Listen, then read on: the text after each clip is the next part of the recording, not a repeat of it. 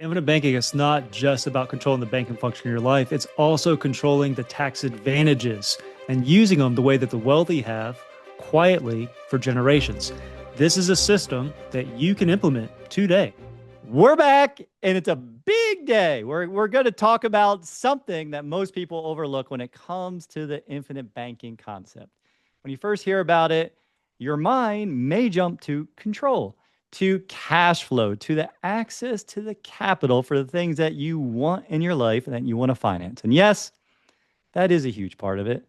But what rarely gets talked about clearly are the tax advantages. And I know Jeremy's so excited about this one. So let me just say the tax advantages aren't just the icing on the cake, they're what makes the infinite banking system such a game changing process. So, Jeremy, welcome, man. How are you doing? I'm doing well.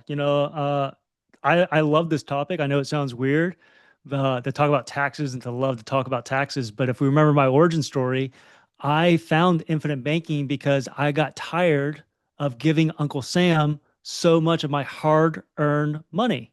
So this was kind of the journey that led me into infinite banking was trying to figure out how to keep more of my wealth. And then I learned through infinite banking I could multiply my wealth, which was awesome. So I'm really excited about this episode. Let's get into it. Yeah, and we're going to talk about all those things. We're going to talk about how you're going to unlock the tax deferred growth, the tax free access, the tax free wealth, the multiplication that you just mentioned. And yes, we all make a lot of money in America, right? Jeremy, we all make so much money compared to the rest of the world. But how much money are we keeping? Like, how many of you aren't paying enough in taxes? Anybody? Please send us a message, wealthwisebanking.com, or in the comments below if you're not paying enough in your taxes, because I want to talk to you. Because that's why one of the big things, like Jeremy said, his origin story is he likes the IRS tax code. He likes the 7,700 pages. I don't know why.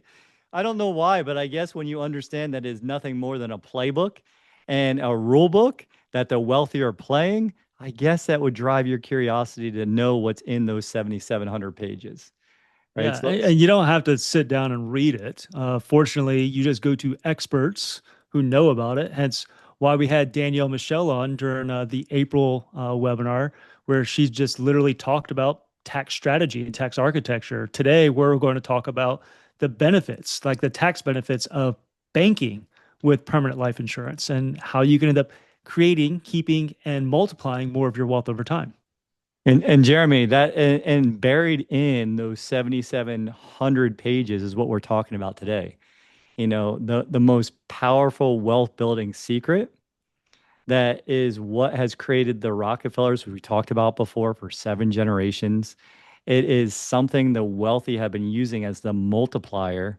And we're just teaching you how to use it during your lifetime so you can live your legacy now while you have all these advantages. Yeah, it gets back to what we've talked a lot about with between borrowers and builders, right? Borrowers go out there and they play the tax game that they were told to play, while builders, they don't ask for permission. They go out there and they build their wealth. Again, you don't have to be an expert in the tax code. I'm not asking you to go read the tax books before bed. That's not what we're saying that you should go do. But you need to understand the framework. You need to understand a little bit about the rules of the game and then go to the experts to help you implement the strategy. And that's what we do is we help you build the strategy that fits your unique life. That's it. And on that strategy, like you just brought up an awesome point, the kicker, right? You have to design the policy correctly. You know, one of the things I learned early on, Jeremy, when you talk about if it is incorrectly designed, what happens to it? It becomes a mech. What's a mech, Jason? Good question. It's a modified endowment contract. And you start losing some of the tax advantages that really mattered. So the structure, having someone that can specially engineer these things correctly, that is a certain, so if it's not Jeremy and it's not myself, you want to make sure you're working with someone that really understands this. And I like calling the mech the maximum efficient contract. How do you like that, Jeremy? Should we try that on for a little bit? Yeah, I mean, we can try it. I don't think people, It's another insurance language. If you really want to like strip it raw, it just means your policy is going to default, right? Your policy is going to go into default. All that tax-free growth that you're getting, all the tax advantage growth will be taxable if your policy mechs. And once a mech, it's always a mech. Yeah, it doesn't come back. The death benefit is still tax free, but everything, all the other advantages, the tax advantage part of it is no longer an advantage. Yeah. So you do need to work with someone who knows how to design around mechs, right? You don't have to figure it out yourself. That's what Jason and I are here for. And let's talk something. Let's talk a little bit more about the tax deferred growth. I mean, you love this stuff, so let's Oh jump man, I in. love it. Yeah, jump into the tax deferred growth inside the infinite banking policy. Let's talk about how that looks for someone that's running a business, entrepreneurs like our builders who are listening to. Yeah. So whether or not you have a W-2 income or you're an entrepreneur, business owner, you're going to have a capital gain. You're going to have some sort of income every single year that you're going to have to pay taxes on, unless you pay taxes in the front end and put it into a qualified account that you're going to limit access to your 59 and a half. All right. So those are your IRAs, your 401ks, your qualified plans. You can end up paying taxes on the seed up front and then run it through a banking system, get all the growth tax free or tax deferred, really, access tax free. And then you can end up using that same pool of money to go and multiply it through investments, which is exactly what I do. While at the same time, it's still growing inside of the policy year over year, guaranteed. It doesn't matter that you have an outstanding loan that you're using to multiply your wealth inside of real estate. As an example, that's how I use mine. If you want to put it into a hedge fund, you want to put it in the crypto, it's your choice, it's your banking system. But what I like about it is even though I have it out multiplying into another asset that's going to what? Create additional cash flow inside of my policy, inside of my banking system, I'm still able to grow it and access it tax free as though I never took it out. That's the power of controlling the banking system. And let's break that down simpler. So what Jeremy just said is he wants to give your dollar, and I want to know if you all want the same thing. He wants to give your dollar three jobs. He wants your dollar saving and growing uninterrupted and compounding at a guaranteed rate that's tax free. He wants you using that same dollar like he does in the middle and spending it and putting it somewhere where you're going to make a spread with an investment from the tax free loan that you've taken out from or against your cash value. So you're saving it, you're spending it, and you're multiplying it with the guaranteed legacy, which for all the fathers listening like myself, all the people who are the producer, the builder in their family, that protection piece lets you go out and do what you need to do, knowing that God forbid something happen, you're taken care of. Yeah, and you can access all that cash value. There's no taxable event when you do so, right? Because, like you said, technically it's a loan. So you can access that capital tax free anytime, and you can use it for anything. I talked to you about how I use it for real estate, but if you want to use it for business as emergency capital in case something happens, not if, but when something happens, lifestyle expenses, right? Mm. I know, Jason, I see you smiling over there because you want to get into the whole quote of what's the one guarantee in life. Go, Jason. What is it, buddy? The one guarantee in life, and no, it's not death. No, it's not taxes. It is change, brother. So the Yeah. way you just set that up was beautiful because you guys know that that is. I think about it all the time. It's really powerful. You know, it's really powerful that we as a species, yeah, that's weird to say, but we as a species haven't evolved enough to think long term. We don't yet think in decades, in centuries. And what this whole system does, it asks you immediately to make that one change. The big shift in the paradigm is you start thinking in decades rather than in hours and days and getting instant gratification. So that means, Jeremy, like to your point of the one thing that is going to happen, good or bad, is change. So if you have a system, like brother, if you have a system that you're building up the opportunity fund and you're putting money in there intentionally, you're paying yourself first, which is more love than most Americans are showing themselves. And then stuff happens. You just shared before the show about all of the things going on with all your real estate development projects, which are your investments from your system. But Jeremy, how does it feel? I know it's stressful, but how does it feel when you know that, hey, you knew that change was going to come? Well, that's why I built, I have a policy. One policy is literally the maintenance and capital expenditures. So, for those who don't understand what that means in real estate, it's my emergency savings for my investments, right? So, the asset being real estate, it will have problems, whether it's AC. Like today, it was washer and dryer went out, and another one was an AC unit from last week. So, together, collectively, that was about $2,000 spent today to fix it. Maintenance and CapEx account. Where am I going to warehouse my money? I'm not going to put it into a traditional bank that earns 0.01%, has no legacy value. And if I use it, I don't get the three benefits that Jason alluded to. Instead, I'm going to run it through my family bank, through my own personal banking system. I'm going to get those three benefits, use it to end up paying down all these, the AC and the washer and dryer. And guess how I'm going to replenish it? Well, tenant rents, right? I'm not going to be a slumlord. The property is going to be brought back up to proper standard. I'm going to be able to maintain the tenant rents. The tenants are going to repay the policy loans.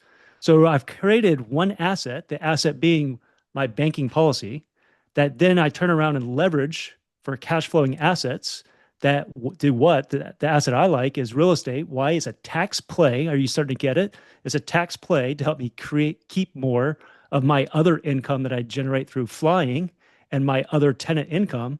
And that cash flow goes back into the policy. I rinse and repeat. I rinse and repeat. So I'm using one tax advantage asset, my banking system, to purchase tax advantage assets that create cash flow that fund my banking system. And I'm just circling the wealth over and over again, cutting out Uncle Sam, cutting out Fannie Mae, cutting out Freddie Mac. Like I don't need them in my banking system. Yeah, and you don't need all of those mailers, all those flyers, all the things. When something happens to you, you're not going, oh, yeah, this is a good idea. Let's take out the 0% credit card to pay for this washer and dryer or, whatever it is that does break it. Exactly. I'm not going to the debt. Yeah, you're not going to the debt side of things because you're controlling it by building that emergency fund. And you're like you said, if you're building that emergency fund, which yes, we should all have it, whether it's 3 months or 6 months, or you're running a business like Jeremy and you keep something separate because change will come. But why store it, even if it's a high yield? Why store it someplace where you're going to get taxed on it? Mhm. Or if you're not even getting a high yield, say you're getting 0.01, 0.03, 0.07. When you borrow the money, what happens? You interrupt the compounding. Opportunity cost. There's opportunity costs there. And this is kind of some of the hidden costs and the hidden things that people aren't considering when they're not being more proactive from using a system like this, a system that gives them the tax advantages. Yeah. And a lot of folks will say, well, I have tax advantage accounts. I have a 401k or I have an IRA. Is it your account if you can't access it without penalties and restrictions? Or is it an account owned by the government? Just simple question, right? Is it your system when there's regulations and penalties imposed upon you for your qualified accounts? Or is it Uncle Sam's system? I love Uncle Sam's system and talking about it with folks, Jeremy. I always ask him, I always tell a quick story and play along with me, Jeremy. Play along, folks in the car listening.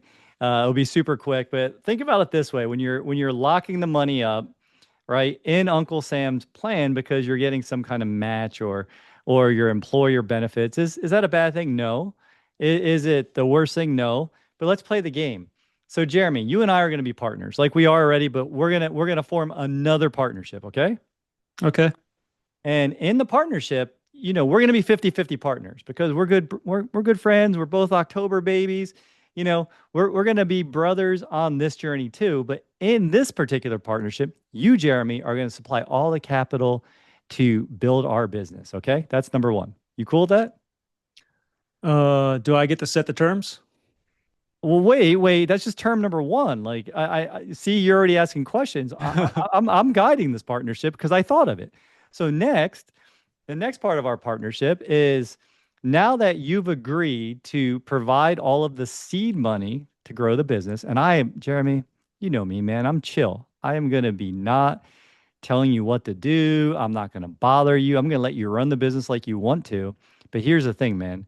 When you start building that up and you need it because of that change that did happen, then guess what?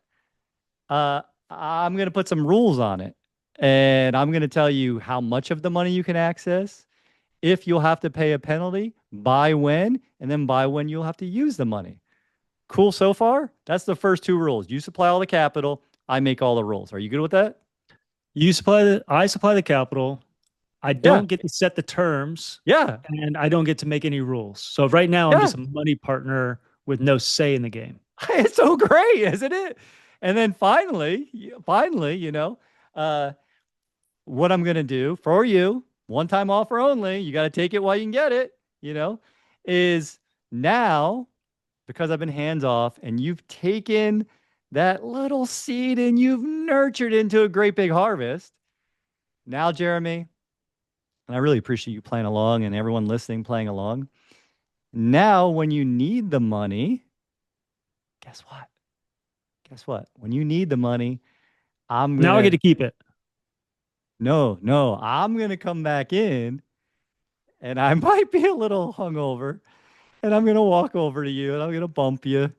Yo, Jeremy, bro, you did such an incredible job. Woo! I'm gonna need 34.5%. So you're just going to be an absentee partner and I got to pay you no matter what. Yeah, but it's gonna be great. Do you want to be Yeah, for partners? you. Yeah, it's going to be great for you. So everyone listening, yes, that's something I do on a lot of calls with people, and some of the reactions I get are priceless. I should probably film it because it's a lot of fun. But that right there is, and there's a great book. It's called Unshackled. It's written by, I don't know if he's a certified practitioner or not, Jeremy, but he's basically someone who's dug so deep into the 401k actual legalities, and what he says is that it wouldn't even hold up in a civil court of law. And then you have all the variables on top of that. So all we're saying, let's bring it full circle, is rather than trying to access and leverage your 401k for investments, for emergencies, for change and paying penalties, why not build a system that you control? Yeah. I mean, it's a lot better system. And you know what's here's the cool thing. We're talking about all the living benefits of the policy, right? By using a system that predates the IRS tax code, which by the way, if you didn't understand the whole life insurance, it predates the 1913 IRS tax code. Hence why you get all these tax benefits, why this is grandfathered into the system that we get to know, love, and use today.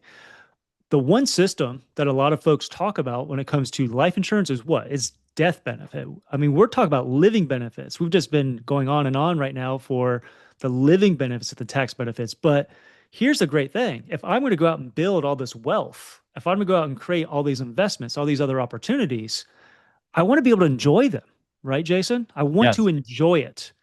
But if I also have an understanding that maybe I want to leave something to my family, to my beneficiaries, to my trust, that's where the death benefit comes in, the legacy value that also passes tax free.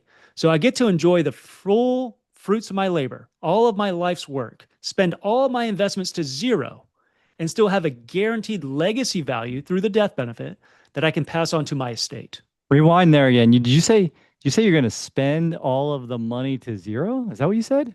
I can. It's my money, and I get the opportunity to do so. Well, but wait. How are you using this all tax free and doing all these things, and you're still leaving a tax free legacy that's covering all the state potential problems and leaving that for your loved ones? Yeah. Well, that's the system that we created, though. And Huh. by leveraging whole life insurance to create that legacy value, that's how you're actually passing on generational wealth. It's what John D. Rockefeller did. He ended up going Standard Oil, it was broken up. Well, what am I going to do? I'm going to create, keep, and multiply. And one of the ways that he passed on a tax free legacy value to perpetuate that generational wealth, as you said, 7 generations and counting, it's through the legacy value of the policy itself and ensuring that it goes back to the trust structure. Now, we can do another podcast on trust and family constitutions. We've had a previous one for the 4th of July on the family constitution. But if you really want to look into how that's done, it's not that hard, really. It's just naming the beneficiary, the trust. That's it. And like you said, it gives you the freedom. I was being fun, but it gives you the freedom to spend it all. And you've worked your whole life. you've saved, you've invested, you've multiplied your money. But now, like you said, because you've been proactive, because you've been actively paying yourself, not this partnership that Jeremy and I tried to create. I tried, Jeremy. I thought it was No, going that was junk. That to was a terrible partnership. Well, you win some, you lose some. Like we have some other amazing things happening with WealthWise Banking and other things. But with that, like I thought I had a good shot. I've charmed, my way to having a show with you. So you get to build up that opportunity fund. You get to love yourself a little bit more. You can spend them down to zero. You live the lifestyle you want because you're controlling it, and you pass on that tax-free estate through the death benefit. And when you do it properly, guess what? This will be another episode, but it stays out of probate. It stays out of the Mhm. public eye when you're doing it right. You're not like, go look up Prince and what happened with his estate. There's so many famous people that didn't just take cue, I guess, or take the clues that was left by other wealthy families of how to really pass on the process, the system, the tax-free benefit. And that's the freedom, the flexibility. That's why this is such a legacy tool and not just a savings tool. We don't spend a lot of time there, but compared to other accounts, look how it stacks up, right? Yeah, I mean, the growth, it's not reported. The loans, they're not taxable. The death benefit, it's income tax free and bypasses probate. For those of you who don't understand what is probate, well, it's a very public process. It can last a very long time. Typically, the attorney's going to come in, they're going to take a little portion of the estate. There's going to be estate taxes. There's going to be a lot going on. And for our high net worth people, well, it was the minimums were just increased, but for if you're married, I think it's $30 million. Anything over and above, expect to pay 40% to Uncle Sam. All Wow. right. If you're single, anything over and above 15 million. Well, when you start taking back the banking function in your life, hitting a $15 million estate really isn't going to be that hard. I know for some people it may seem out of reach, but for a kid who came from a parent out of bankruptcy, who grew up eating McDonald's, living in this country, if you want it, if you want to create a $15 million estate, you can. We live in the greatest country in the world. Now, granted, Uncle Sam, to Jason's point, isn't the best business partner for you, but that's why we take back the banking function in our life. Yeah, and we pick on Uncle Sam a lot, but we do live in the greatest country in the greatest time in our history. And so even though if you look at that 7,700 page tax code as the manual, and you think about some of it, it's like Nelson Nash talked about in Becoming Your Own Banker. He said, hey, on page 85, points to consider, he talks about, hey, if you think that Uncle Sam actually cares about you, like they create the problem, the onerous taxation, I think is a word he used, onerous taxation, high taxation, and they tax you on more things. And then they come up with solutions. And the solutions are the things that are named after the tax code, the 401k, the 529. These are the traditional vehicles that folks, you can use them, but you're limiting yourself, you're limiting the access, you have restrictions. They can be tax free when you follow the rules, but there's penalties when something goes differently, change happens. Maybe your kid doesn't go to college, you don't follow the traditional route, and all of a sudden you have to pay taxes. Happened in my life, happened with my Hmm. oldest son. So just really the really plan is how can we simplify everything so you're controlling everything and using one system to do all of the things we're talking that you want to do. Yeah, infinite banking is not just about controlling the banking function in your life. It's also controlling the tax advantages and using them the way that the wealthy have quietly for generations. This is a system that you can implement today. It's not going to take a lot of time. You just pick up the phone, call Jason, call Jeremy, start with a strategy call. That's where I would start. I would start with the strategy call and not say, hey, I can't, but ask, how can I? If you Mm. start asking that question, how can I? That's going to open far more many doors than if you start eliminating without even trying. Jeremy, I love bringing that mindset piece of things in here because it's very much, Henry Ford said it. I say it every day, at least 3 or 4 times. You either think you can or you think you can't. And either way, you're going to be right.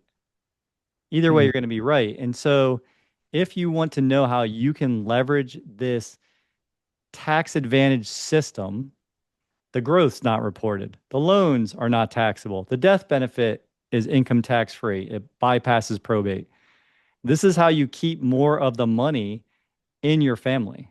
This is mm, how you keep it from going to our favorite uncle. We don't want Sammy involved in all this. And Nelson said, you finance everything you buy. You either pay interest to someone else or you give up the interest you could have earned. He's pointing us towards that ownership. That infinite banking isn't just about that banking function. It's about owning the tax advantages that the wealthy have been quietly using. We've mentioned it several times for generations. absolutely. Yeah. So as we start to wrap things up here, we just want to remind you, guess what, folks, you're already in banking. All right. You're just not the banker yet. So, as always, Jeremy and I aren't confused. You listening to this, bring more people, invite them, be that blessing to them. But we are not confused that you're giving us your most valuable asset, your energy, your time, your focus, your ears, your listening, your mind. And that is the biggest blessing to either of us, that we can share what's changed factually, change both of our lives beyond anything that I could imagine before I learned about it. So, Jeremy, always blessed to be here with you, brother. Any final words? I know we wrapped it up with the banking part, but any final words on your mind? No, no, I'm just glad that we can talk about, the little one of the wealth eaters, right? Taxes. So maybe in a future episode, we talk about the hidden fees, how it's easier to keep more rather than risk your wealth to try and earn a higher rate of return. The net effect of keeping more of what you earn is the same thing as going out and risking it to try to earn a higher rate of return. Your bank Mm, account has more money in either case. Maybe we look at that as a future episode. If you guys are listening, if there's things that you are questioning, if you heard something in this episode that maybe didn't make sense or you want us to elaborate more, write it, right? We're on YouTube. You can put comments in there. You can email Jason or myself. If there are things you want us to discuss, reach out, let us know. perfect, Jeremy. And like I said earlier, unless you don't think you're paying enough in taxes, let us know that too, because we're going to look closer at how you can have some of these advantages. So, thank you, everyone. Be blessed. Until next time. Take care. Thanks for joining us on WealthWise Banking. If today's episode inspired you, please subscribe, leave a review, and give us a like.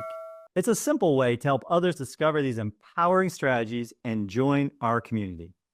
Together, we're building a network of people who believe financial freedom is within everyone's reach. Remember, financial independence is about making every dollar work for you, one step at a time. Until next time, stay inspired, stay in control, and keep building your legacy the wise way.